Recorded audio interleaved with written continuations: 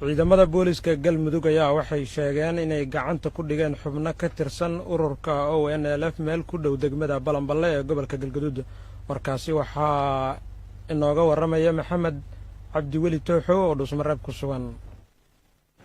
waa maasantahay cali saxiifa kulay iminka waxaan qadka telefoonka aan kula xiriiray taliska ciidamada booliska ee galmudug ka howlgala ee degmada Balanballe ee ka tirsan gobolka Galgaduud bartamaha Soomaaliya. waxay ii sheegeen ama ay noo xaqiijiyeen in 10 kamid ah ciidamada hubeysan ee ONLF ay ciidamadu gacanta ku soo dhigeen iminkana ay ku hayaan duleedka degmada Balanballe ee ka tirsan gobolka Galgaduud. runaantii 10 nin ayaa dabcan ciidamadu waxay markaasi ku bixiyeen juhdi inay gacanta ku soo dhigaan sida uu sheegay taliyaha booliska ka howlgala ama taliyaha booliska ee markaasi ku sugan degmada Balanballe ee ka tirsan gobolka Galgaduud. waxaana uu sheegay in ay ilaa iminka gacanta ku hayaan raggii ay soo qabteen saldhigga booliska ee degmada Balanballe ay ku xiran yihiin. runaantii dabcan tilaabana ay ka qaadi doonaan waa sida uu isagu hadalka u dhigay.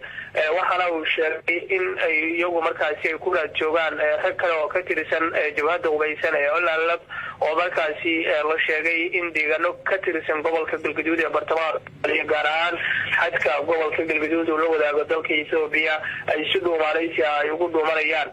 waxa kale uu sheegay caliyow taliyuhu in raggan dabcan ay u gudbin doonaan taliska weyn ee ciidamada booliska ay ku leeyihiin magaalada Dhuusamareeb ee caasimadda Galmudug.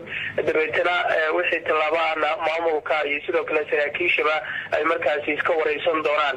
laakiinse waxa uu noo xaqiijiyay mar la xiriirnay in gacanta ay ku hayaan 10 nin ee la sheegay inay ka tirsan yihiin ONLF. ilaa ay hadda raggaasi maxaa lagu eedeynayaa? dabcan runtii waxaad ogsoon tahay caliyow jabhadaasi hubeysan inay iyadu markaa ka dagaalami jirtay dalka Itoobiya. dabcan dowladda Itoobiya ay dagaal kula jirtay. runtii marka ay rag kamid ah ama dabcan shakhsiyaad ka tirsan jabhadaasi farxadkooda uu soo gaaro gobolka Galgaduud ciidamada ayaa qaban jiray. dabeetana ciidamaduna waxay markaasi u gacan gelin jireen dalka Itoobiya saraakiisha ugu sareysa oo xiriir kala duwan soo sameeya.